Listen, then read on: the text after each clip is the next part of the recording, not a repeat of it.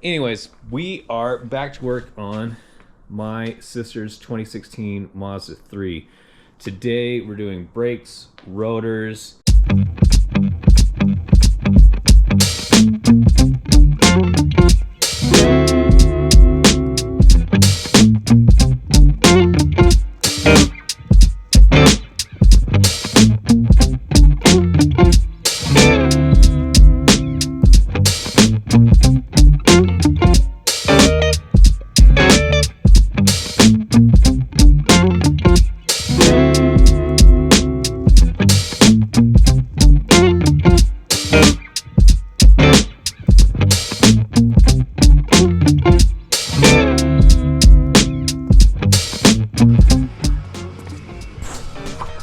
Alright, so no judgment. Yes, somebody painted these. Wasn't my sister, so I'm gonna let her have that as a slide. Because, yeah, I know she wouldn't do that. Pink is not her color. That's pretty good. Isn't it? Yeah, look at that. Good little bucket here. We're gonna get the brakes off of this. Yeah. So what you're gonna want first, what I'm gonna do is 13 on ratchet. Right back here. Just gonna undo. Okay. I had that set to tighten. Undo the caliper. I feel like everybody knows how to do. No, I shouldn't assume everybody knows how to do brakes. So we're gonna just very easy though. So just to show where those are, they are right here. This guy and this little one right here as well. That's all that you're gonna need in order to get it off. You can sit there and spin it by hand like I'm doing, or you can just keep going with your ratchet. What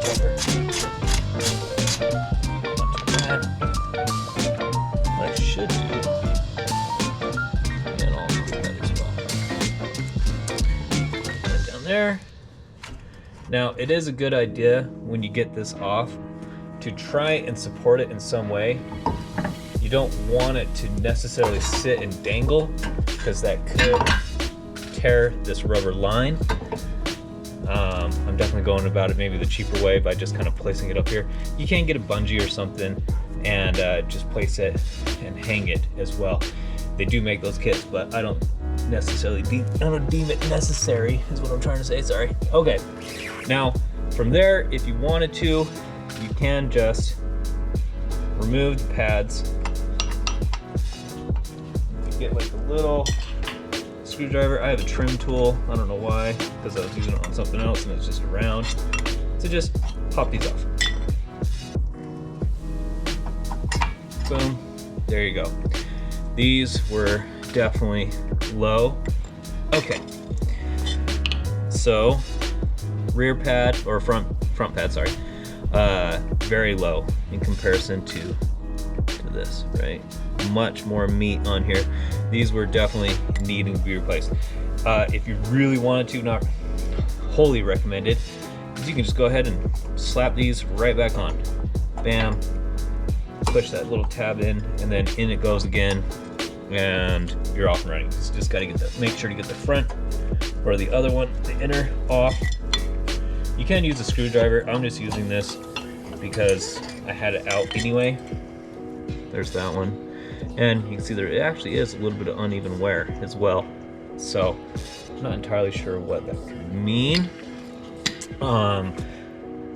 Not too like, we need to get this replaced, fixed, blah, blah, blah. But it is something to just kind of maybe take note of. I'd have to look into what that actually means, because it does actually mean something. These, you don't have to replace in my opinion, but I'm gonna do it anyways because it comes with the hardware. Pop those off. Here's the little hardware kit. I don't know if anybody knows this or not, but if you're going to be replacing your brakes, you have to know what your VIN code is, because there's this one starts with the letter J in the on the VIN. That means it was built in Japan. There's other ones, I don't know what they begin with, but there's Canadian, Mexico built. I promise. And then there's also like American as well. So get your VIN number when you go into wherever you're going to figure out you get the right parts, because a lot of these are built a little bit different from one another. And yeah, much love, much love, much love. These all look the same. I think I'm putting this in upside down. Yeah, there we go. So you just have to fold out those clips a little bit, and in it goes. Anyways, we're not doing these right now because we are also going to be doing the rotors. My sister was saying that she's getting a lot of vibration when she was braking, which is generally a good indication that the rotors are warped.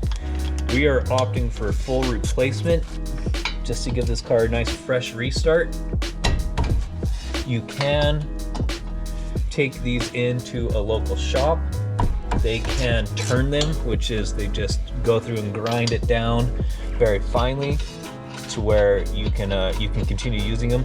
It all comes down to thickness though. Depending on how thick these rotors are, it means that you can replace them, or sorry, reuse them, or you have to get replacement. If they're too thin, like they've been on the car for too long and they've seen a couple brake changes, there's a good chance that this material is thinning out, and removing the material off of it would thin it out even more, causing them to warp even faster or even break altogether. So, sorry, back of the caliper is where these two, what was it, 17 mils sit. They thread in on the back side like so. You just take those, bracket removes, and then from there sometimes you can hit these off. There's this little guy right here which actually presses it out in case you can't get it off. You just have to find a screw, or usually sometimes it's in there already, but you just tighten it, and what it does is it pushes up against the inner surface, pushing the pad outward. I don't have that screw, but what I do have is my trusty rubber mallet.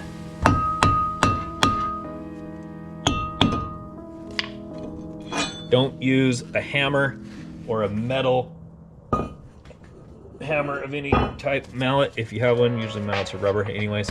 That way you're not beating the devil out of the surface.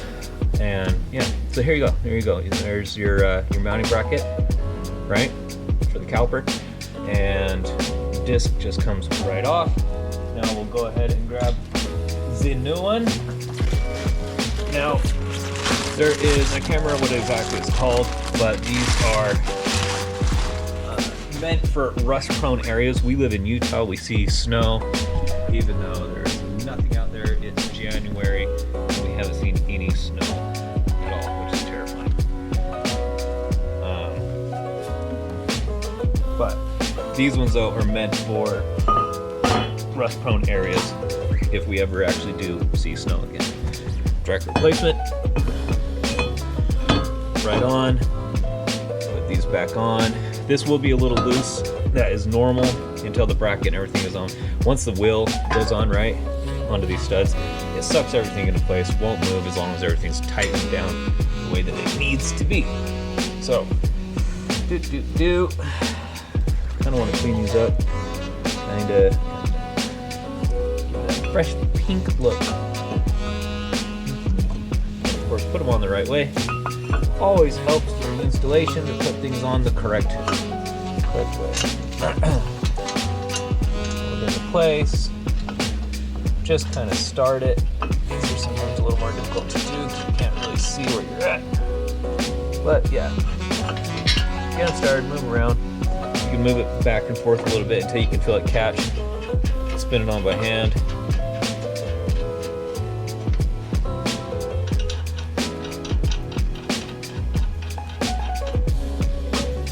And then get your 17. This time put it back in on and tighten up.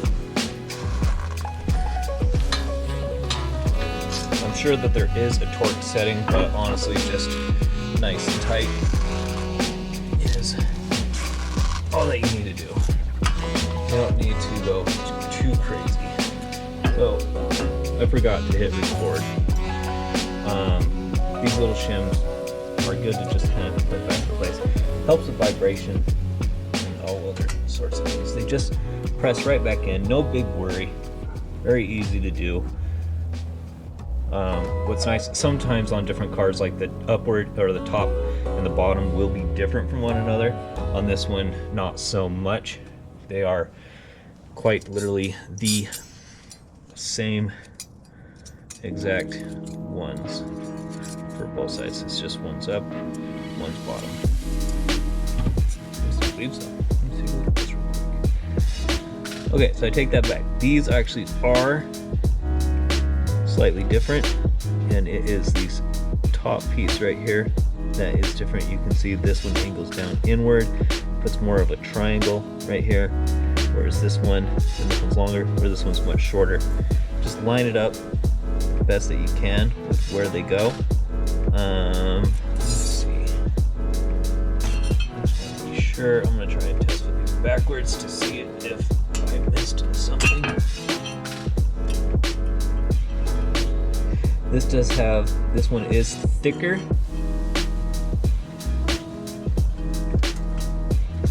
That one doesn't really go into place, you can tell. So I believe I got lucky and had it right. So that, yep, sits in and is nice and flush. This one's a little bit thinner, you can tell. So just try and pay attention to that so that you get these back in the same orientation. Okay. Okay. Now from there, the other thing is this you can find on Amazon. Maybe I'll find one and put it on a link. But what this is this is a brake compress tool. So it presses it in, push this, push it back into place. The reason why is, and you can get these in different forms, is we need to compress this piston back in so that we can fit the brakes back over it. So hopefully you can see this. That just presses up into there. And then you just give it a good squeeze.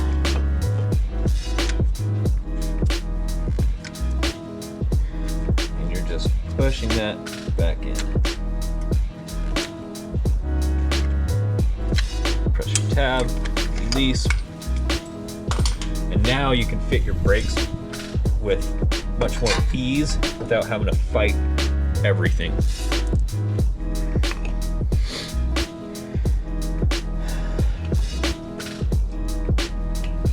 Now, I think... Ah, hey, that's really nice. Inner left hand. Outer. Why does it say inner left hand? Is there inner right hand? Going to take a look at the other ones. Inner right hand. Interesting. Okay, well, given that we're working on the right side of the vehicle, we're going to do inner right hand. And remember, always remember, I've seen this happen, so this is the reason why I'm going to just say this now. Make sure this is on the outside. I know it's confusing. Inner just means it goes on the inside of the car, outer, outside of the car. Doesn't mean that it goes this way over here. I've seen that before, and you will be in a world of hurt if you install those backwards. You're going to destroy your brake pads. These little tabs were difficult to see. You just kind of got to finagle them a little bit, but you just want to push this little guy in. And then this one, outside.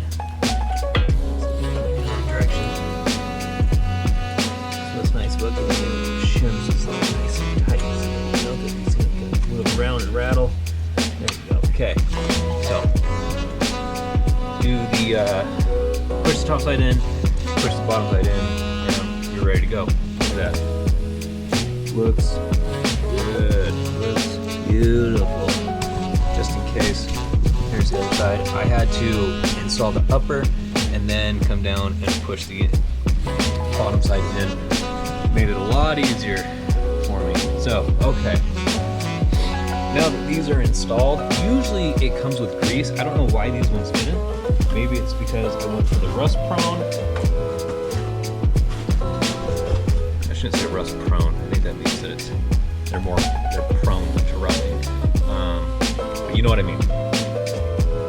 Anyways, but these normally come with grease. And if they do, you just want to put grease right here. And all this is going to do is just help it not squeak so much. But anyway, now we're ready for installation. So we pressed in on the piston. Now this just goes right back over, just like so. You might have to push this little guy in just to kind of get it into place. Once it is in place, take your two little 13s and just kind of lift it up. You can move it around. As you can see, it's not doing any harm. Give that a couple spins by hand to make sure that you're not cross-threading anything. Tighten on up. Nice and tight. Just get it nice and snug. That's it. Now, take note. This is done. All we have to do now is put our tire back on, tighten it down. Of course, if you have a torque wrench, tighten them down. If not, just make sure they're nice and snug, and then maybe run to like any tire store that you have around your area and just tell them, hey, I just did my brakes. I just want to make sure that my lugs are tight and torqued. They'd be more than happy to do it. I think the recommended foot-pound is probably around 80 to 90 pounds. I'm not entirely sure. I'm going off of memory, which is about 20 years old from when I last worked at a tire store. Anyway, these are now ready to go. Keep in mind, now I pressed that piston in, right? We're still gonna do the rear brakes. If you get in your car, don't just start driving off down the road. Turn the car on, and of course, don't take it out of park. If you have a manual, keep it in neutral. Maybe have the e-brake on because that one's operated by an actual cable, and then just pump your brakes. They're gonna be very soft. That's why I say don't get in your car and just start driving out of your driveway or wherever you're at, because your brakes won't work, not for a couple good pumps. So start the car and then press the brake pedal until it starts to feel good and firm. If it never firms up, get out, check for leaks, whatever you do, don't drive the car, reassess from there. But don't just get in your car and start driving away, because you won't stop fast. It'll take a while. You'll probably hit something. So safety first. So, okay. Front is done. Let's do the rear next. Okay. Tires off. A little room. Well, this one might be a little bit different, just to kind of show what we're working with, right? So rotor, caliper, bracket. Here's our tiny little pads. This guy right here, that is your emergency e-brake. If you're gonna be doing the brakes, I would recommend, especially the rears, don't have that on, because you're just making it more difficult. You want this to be able to spin. Yeah, if you have your e-brake on, you're just gonna make your life a little more difficult. So I believe the rears on this are gonna be 13 as well, and they are. Just to show you what that means. So we're gonna take off the upper and the lower. This is to the brake, well, to the caliper, you know what I'm saying.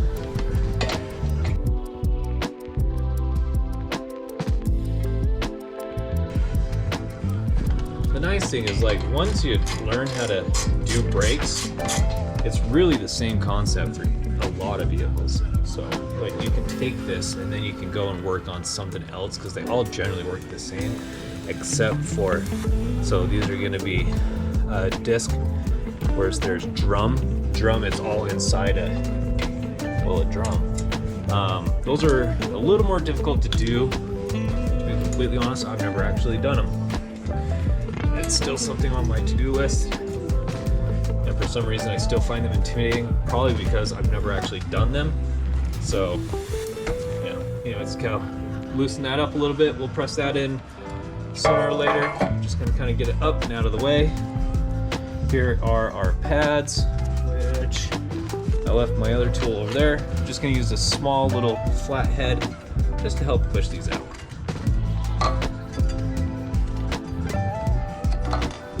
And oh yeah, these needed to be replaced. Those are quite thin. There's still some meat on there. I mean, you still could use them if you wanted. But if you're gonna be in this far, we might as well just get in there and replace them.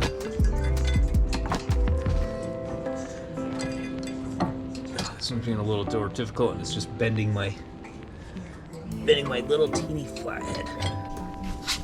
This is actually a trim tool.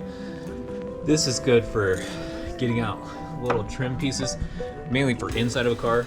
I just have it out and about right now. It has a little more leverage, which is what I want. That thing was crusty, that's why I didn't want to come out. It is aluminum, it'll bend. You don't need this, just use a flathead. Like I said, I just have it out. So, okay, let's get our brakes real quick. This would be a good time for a little tip and trick. So, get our shims.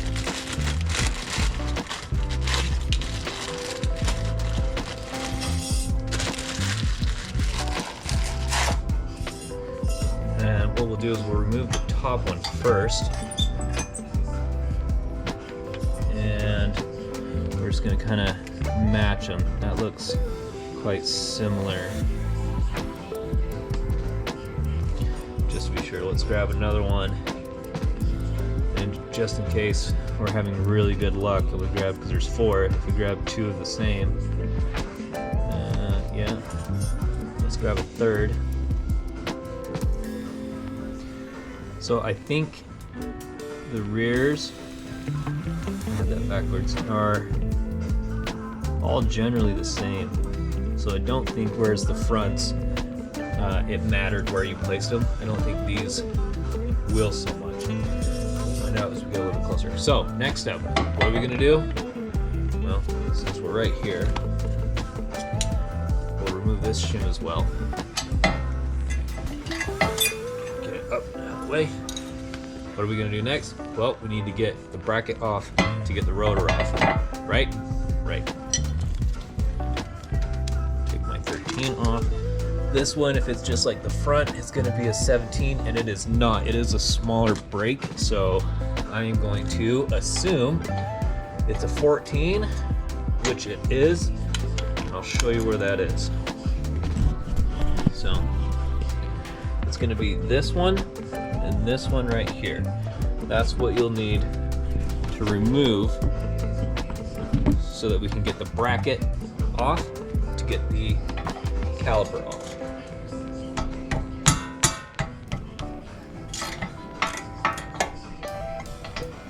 Definitely go by feel on this.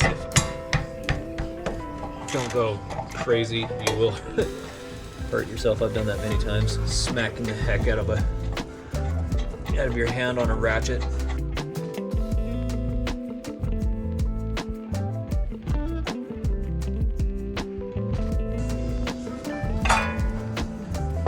Bracket is off.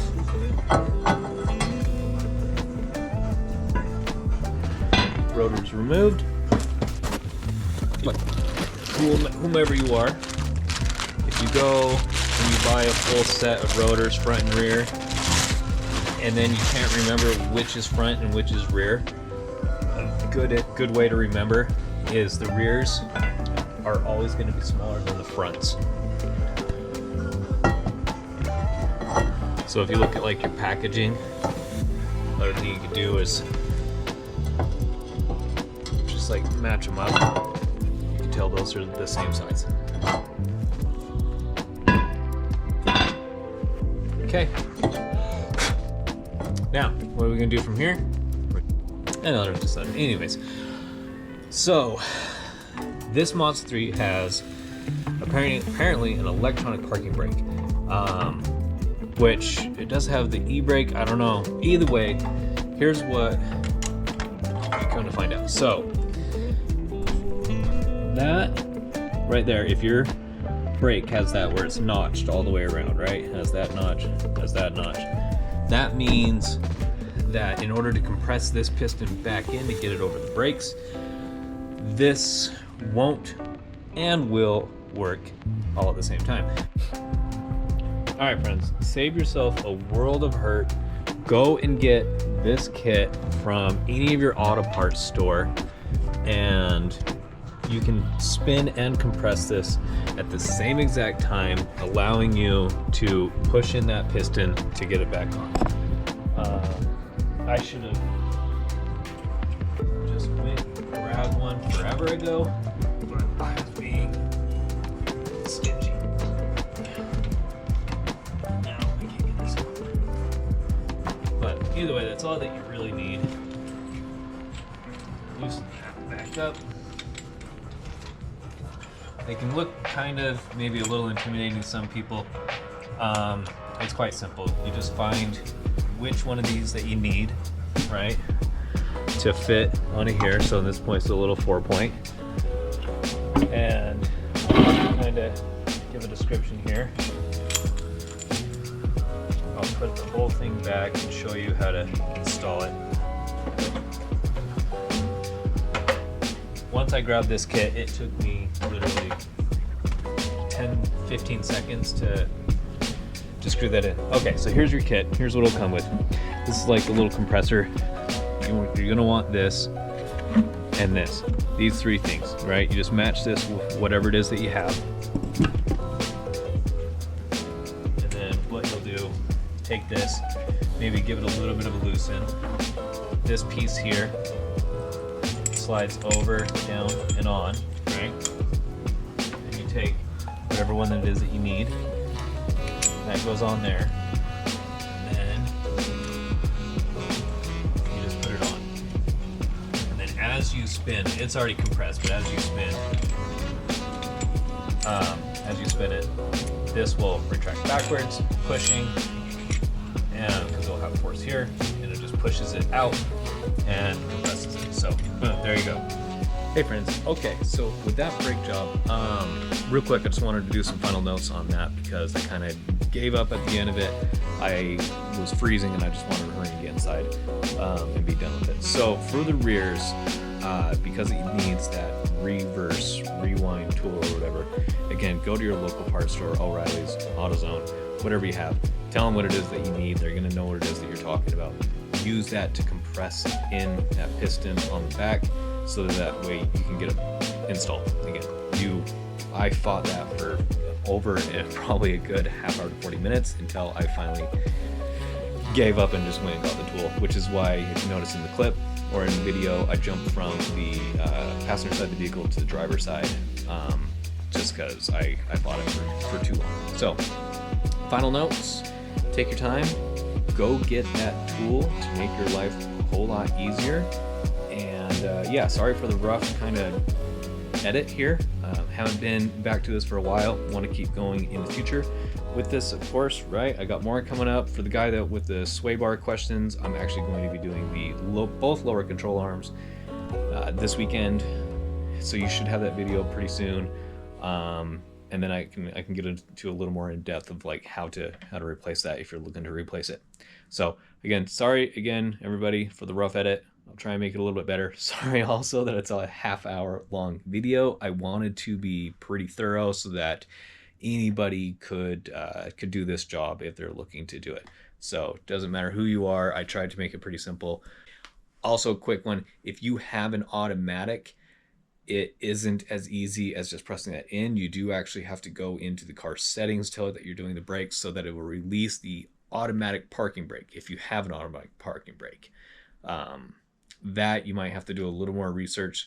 From what I can tell, it was something like you put the key not in because it's one of those wireless fobs, but you hit the start button like 3 times and that puts it into some type of maintenance mode. Maybe I'll look into that tomorrow while I'm doing the brakes, not the brakes, but the lower control arm on this car as well, and get you some better information. So other than that, again, sorry, I'm gonna go ahead and stop talking and edit the the rest of this and call it from here. That's it. Okay, thanks everybody. Please like, comment, subscribe. Everything here helps. This is a very small channel. I'm trying to do everything that I can in my power to make it a good channel. Hope everybody's having a good day. I'll see you all later.